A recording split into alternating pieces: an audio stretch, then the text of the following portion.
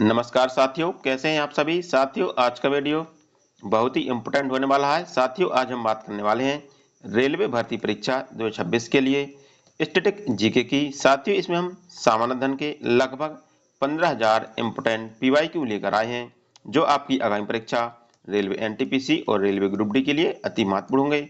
साथियों, रेलवे के द्वारा रेलवे एनटीपीसी ग्रेजुएशन लेवल की एग्जाम डेट दी गई है और इसका एग्ज़ाम 16 मार्च से स्टार्ट होगा और यह 27 मार्च तक चलेगा। साथियों, यदि आपका पेपर 16 मार्च से स्टार्ट हो रहा है तो ये वीडियो आपके लिए बहुत ही इंपॉर्टेंट होगा, तो वीडियो के अंत तक बने रहिए। चलिए हम स्टार्ट करते हैं। साथियों, ये हमारा क्वेश्चन नंबर 528 है और अभी तक हमने 527 क्वेश्चन डिस्कस कर लिए हैं। यदि आपने नहीं देखे हैं तो वीडियो की प्लेलिस्ट में जाकर आप देख सकते हैं। साथियों, देखते हैं अपना पहला क्वेश्चन। साथियों, यह कहता है कि मुगल साम्राज्य का संस्थापक कौन था। इससे पूछा गया कि मुगल साम्राज्य का संस्थापक कौन था। साथियों, वेरी इंपॉर्टेंट क्वेश्चन है। यह क्वेश्चन RRB JEE 2019 में पूछा गया है, तो आपको बताना है कि इसका राइट आंसर क्या होगा। साथियों, मुगल साम्राज्य की स्थापना बाबर के द्वारा की गई थी। किसके द्वारा? बाबर के द्वारा की गई थी। और इनका शासनकाल, जो बाबर का शासनकाल था, वह 1526 से 1523 ईस्वी तक था। ठीक है, इनका शासनकाल 1526 से स्टार्ट हुआ और 1530 ईस्वी तक रहा था। साथियों, बाबर को मुबाय्यान नामक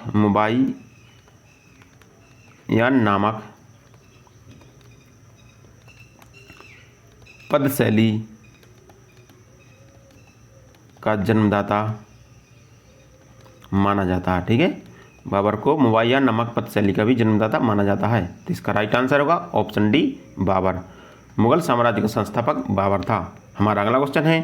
साथियों, हमारा अगला क्वेश्चन कहता है कि खानवा का युद्ध किसके बीच लड़ा गया था। इसको पूछा गया कि जो खानवा का युद्ध है वो किनके बीच लड़ा गया था। साथियों, खानवा का युद्ध 1527 ईस्वी में लड़ा गया था। कब? यह युद्ध 1527 ईस्वी में लड़ा गया था। यह युद्ध बाबर और राजपूत राजा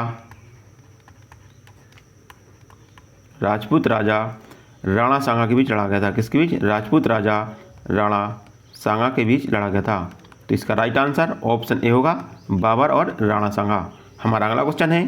साथियों, हमारा अगला क्वेश्चन कहता है कि मुगल साम्राज्य की स्थापना किसके द्वारा की गई थी। इसमें पूछा गया कि मुगल साम्राज्य की स्थापना किसके द्वारा की गई थी। साथियों, ये वेरी इंपॉर्टेंट क्वेश्चन है। ये कई बार परीक्षा में रिपीट हुआ है। यह क्वेश्चन RRB NTPC 2016 में सेकेंड शिफ्ट में पूछा गया और फर्स्ट शिफ्ट में दोनों में पूछा गया है।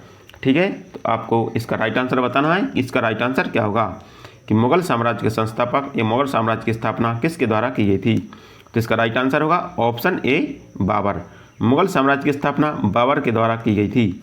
हमारा अगला क्वेश्चन है। साथियों, हमारा अगला क्वेश्चन कहता है कि बाबर ने भारत पर में पहला आक्रमण किया था। इससे पूछा गया कि बाबर ने भारत पर पहला आक्रमण कब किया था। ठीक है, तो बाबर ने भारत पर पहला आक्रमण 1519 ईस्वी में किया था। कब किया था? 1519 ईस्वी में किया था।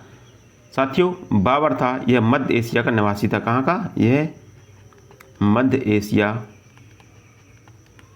का निवासी था, वह मध्य एशिया से आया था।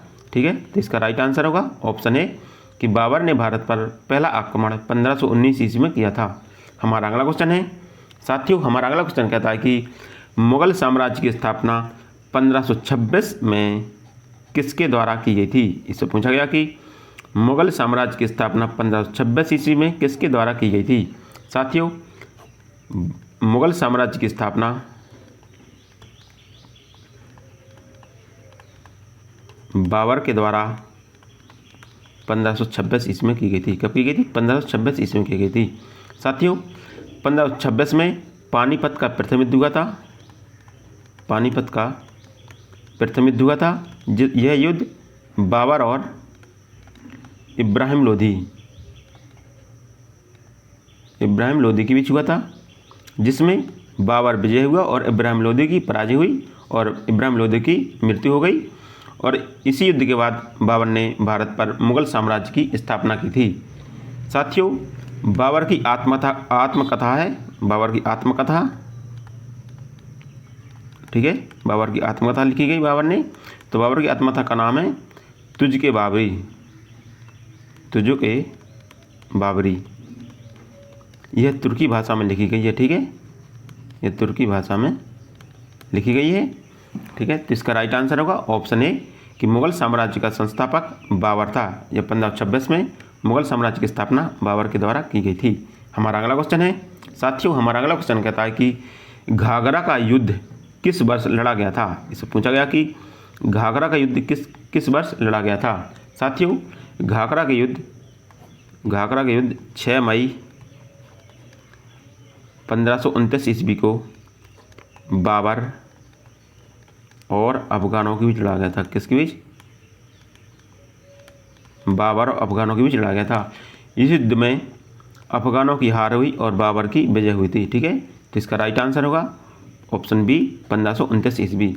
घाघरा का युद्ध 1529 ईस्वी में लड़ा गया था। हमारा अगला क्वेश्चन है साथियों, हमारा अगला क्वेश्चन कहता है कि निम्नलिखित में से किस वंश के शासकों को सुल्तान नहीं कहा जाता था। इसे पूछा गया कि किस वंश के शासकों को सुल्तान नहीं कहा जाता था। साथियों, भारत में मुगल वंश के शासकों को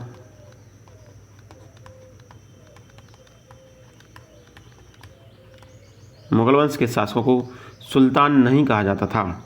भारत में सुल्तान पद की शुरुआत तुर्की शासकों के द्वारा की गई थी। किसके द्वारा? तुर्की शासकों के द्वारा की गई थी। और सुल्तान पद की पहली उपाधि धारण करने वाला पहला शासक था महमूद गजनबी। ठीक है, महमूद गजनबी, उसने सुल्तान की उपाधि धारण की थी। ठीक है, तो इसका राइट आंसर होगा ऑप्शन सी कि मुगल शासकों को सुल्तान शासक नहीं कहा जाता था। तो इसका राइट आंसर होगा ऑप्शन सी। हमारा अगला क्वेश्चन है साथियों, हमारा अगला क्वेश्चन कहता है कि निम्नलिखित में से मुगल सम्राटों जिन्होंने भारतीय उपमहाद्वीप पर शासन किया का उल्टा सही अनुक्रम या अंतिम से पहला कौन सा है। इसमें पूछा गया कि मुगल सम्राट जिन्होंने भारतीय उपमहाद्वीप पर शासन किया और उनका क्रम जो उल्टा क्रम किस प्रकार सही है। ठीक है, इसका कौन सा ऑप्शन है जो उनका उल्टा क्रम सही दर्शाता है। ठीक है, 4 ऑप्शन दिए गए हैं, इनमें से कौन सा क्रम है जो उल्टा क्रम है, कौन सा जो सही दर्शाता है। ठीक है साथियों, भारत पर मुगल वंश के शासकों का क्रम कुछ इस प्रकार था। ठीक है, देखते हैं इनका क्रम किस प्रकार था। इसमें पहला था बाबर, फिर हुमायूं, फिर आया अकबर, फिर इसके बाद जहांगीर के बाद शाहजहां। ठीक है, शाहजहां के बाद आया औरंगजेब, औरंगजेब के बाद आया बहादुर शाह जफर।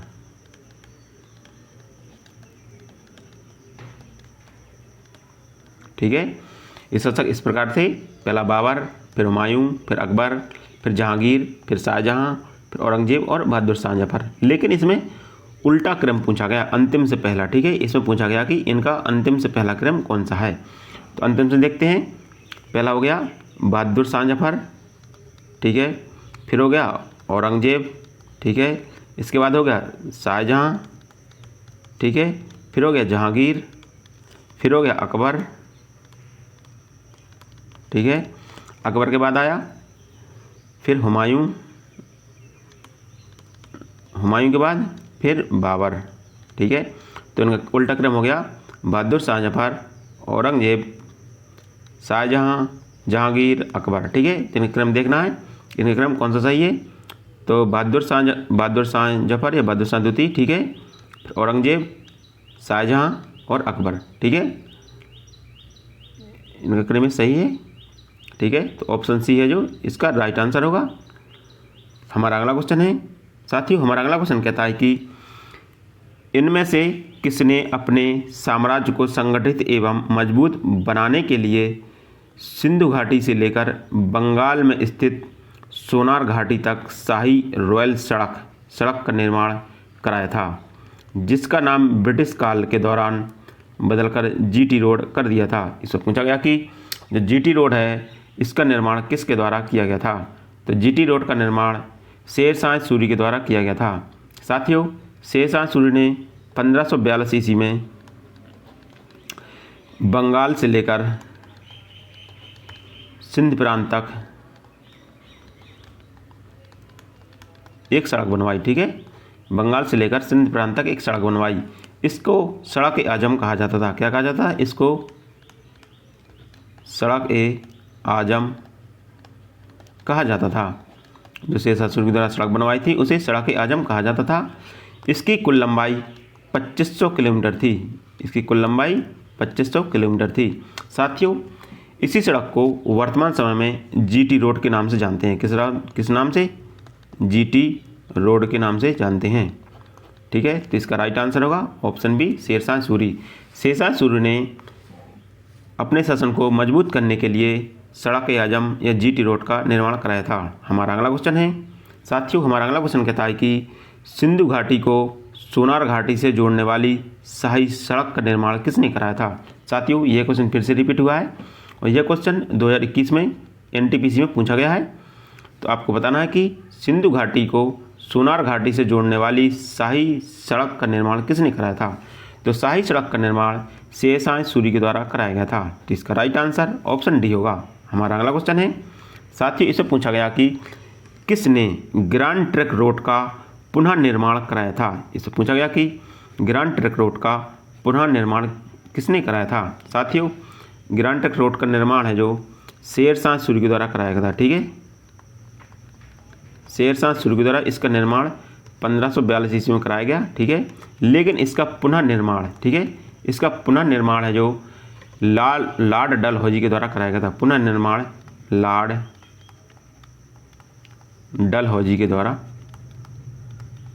कराया गया था। तो इसका राइट आंसर होगा ऑप्शन ए, लॉर्ड डलहौजी। ठीक है, ग्रैंड ट्रंक रोड को पुनः निर्माण लॉर्ड डलहौजी के द्वारा कराया गया था।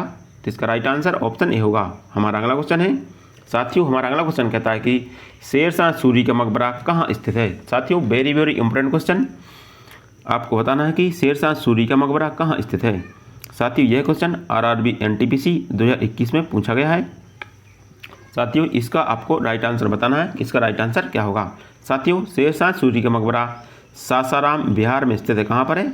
सासाराम बिहार में स्थित है और यह सोन नदी के तट पर है। सोन नदी के किनारे स्थित है और इसके मकबरे का आकार अष्टकोणीय है। कैसा है? इसका मकबरा है जो अष्टकोणीय है।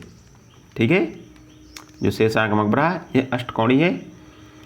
साथियों, शेरशाह सूरी के द्वारा भूमि मापन के लिए गज ए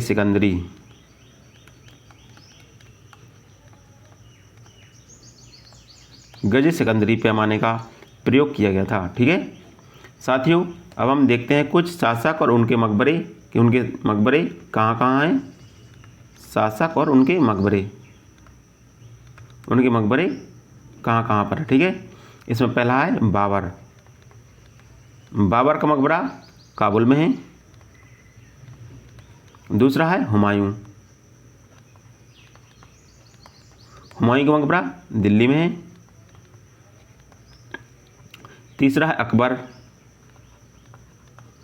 अकबर का मकबरा सिकंदरा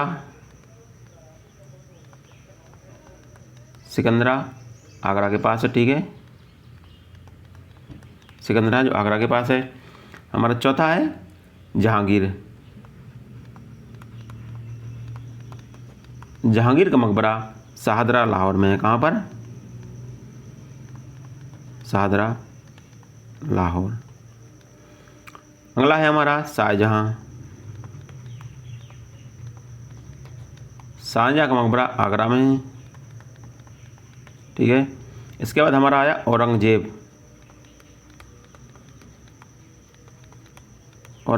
साथियों, ये इम्पोर्टेंट है। औरंगजेब का मकबरा है जो औरंगाबाद महाराष्ट्र में है।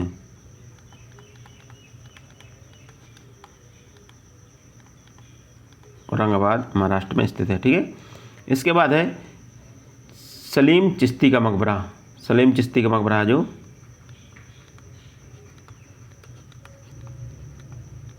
चिश्ती का मकबरा, ये दरगाह है जो ये फतेहपुर सीकरी में। कहाँ पर? फतेहपुर सीकरी में स्थित है। चलते हैं अगले क्वेश्चन की तरफ। हमारा अगला क्वेश्चन है साथियों, हमारा अगला क्वेश्चन कहता है कि सूरी राजवंश की स्थापना शेरशाह ने की थी, जिसने तक शासन किया था। इसको पूछा गया कि सूरी राजवंश की स्थापना शेरशाह सूरी के द्वारा की गई थी और इसने कब तक शासन किया था।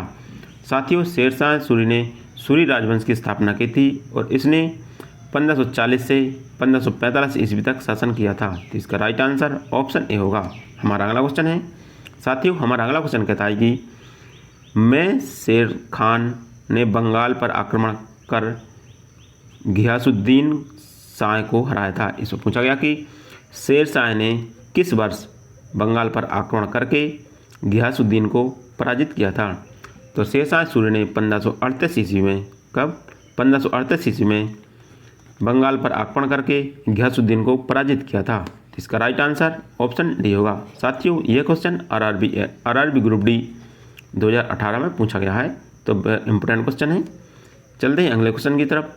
हमारा अगला क्वेश्चन है, साथियों हमारा अगला क्वेश्चन कहता है कि शेरशाह सूरी अथवा शेर खान का असली नाम क्या था। इससे पूछा गया कि शेरशाह सूरी या शेर खान का असली नाम क्या था। साथियों, ये वेरी वेरी इंपॉर्टेंट क्वेश्चन है। यह क्वेश्चन आरआरबी ग्रुप डी 2018 में पूछा गया है। तो आपको बताना है कि शेर खान का असली नाम क्या था। तो शेर खान का असली नाम फरीद खान था। क्या था? फरीद खान। तो इसका राइट आंसर ऑप्शन ए होगा।